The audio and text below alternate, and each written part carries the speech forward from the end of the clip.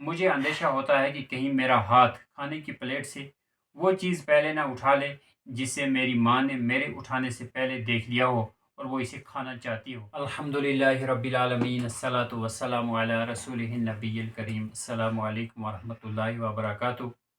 والدین کی اطاعت و نافرمانی واقعات کی زبانی کے سلسلے میں آج ایک کہانی پڑھیں گے جس کا نام ہے ماں کے ساتھ کھانا کھانے سے انکار۔ شروع کرنے سے پہلے گزارش ہے کہ اگر ابھی تک آپ نے ہمارے چینل کو سبسکرائب نہیں کیا ہے تو ہمارے چینل کو سبسکرائب کر دیں۔ تاریخ کی کتابوں میں والدین کی اطاعت و فرمانبرداری کے حوالے سے بڑا سرمایہ موجود ہے۔ ہمارے اسلاف میں سے بہت سی ہستیاں ایسی گزری ہیں کہ باہر کی دنیا میں ان کا وقار، ان کا رعب و دبدبہ مثالی مقام رکھتا تھا، مگر گھر کے اندر وہ اپنی ماں کے ساتھ اس قدر ادب و احترام سے پیش آتے تھے جیسے وہ طفل مکتب ہوں۔ دنیا میں دور دور تک ان کے علم اور فضل کا شہرہ ہوتا، مگر وہ اپنے والدین کی خدمت میں انتہائی خاکسار، متواضع اور باادب بیٹے کی طرح رہتے تھے۔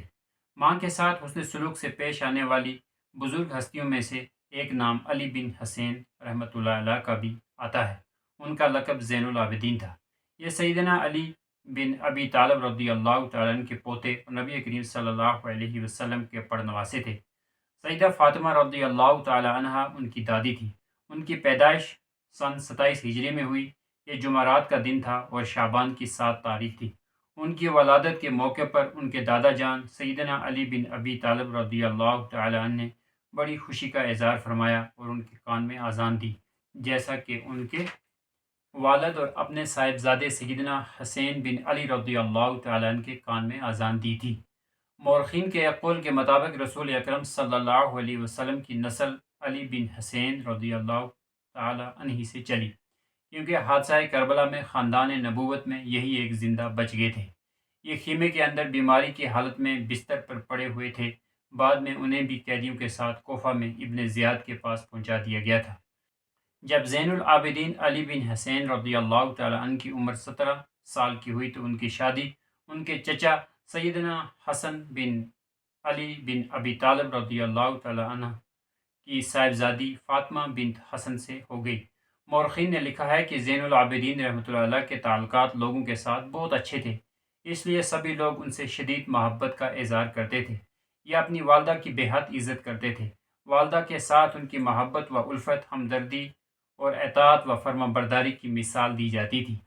ماں کے لیے زین العابدین علی بن حسین رضی اللہ تعالی عنہ کی بے حد تکریم دیکھ کر ایک دفعہ لوگوں نے ان سے دریافت کیا، آپ اپنی والدہ کے ساتھ سب سے زیادہ بھلائی کرنے والے ہیں، لیکن ہم دیکھتے ہیں کہ آپ اپنی والدہ کے ساتھ کھانا نہیں کھاتے، اس کی کیا وجہ ہے؟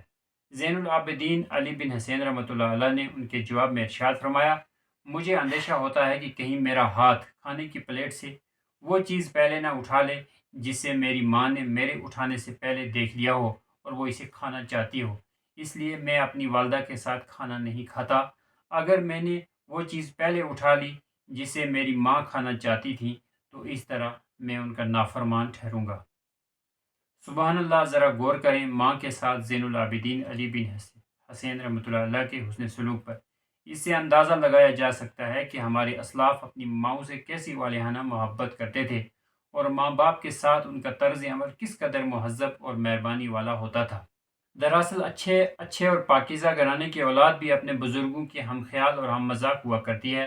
اکثر یہ دیکھا جاتا ہے کہ خاندان کا انسانی زندگی پر زبردست اثر ہوتا ہے۔ سیدنا زین العابدین علی بن حسین رحمۃ اللہ علیہ بھی خاندان نبوت کے وہ چشم و چراغ تھے جن سے اہل بیت کا سلسلہ آگے چلا۔ ان کے حکیمانہ اقوال میں سے یہ قول معروف ہے، جس نے اپنی تقدیر میں لکھے ہوئے پر قناعت کر لی وہی لوگوں میں سب سے زیادہ بے نیاز ہے۔ سیدنا زین العابدین علی بن حسین رحمۃ اللہ علیہ کا انتقال مدینہ منورہ میں ہوا اور بقیع نامی معروف قبرستان میں دفن کیے گئے۔ انا للہ و انا الیہ راجعون۔ سبحانک اللہم و بحمدک و اشہد ان لا الہ الا انت استغفرک و اتوب الیک۔ سبحان ربک رب العزت عما یصفون والسلام علی المرسلین والحمد للہ رب العالمین۔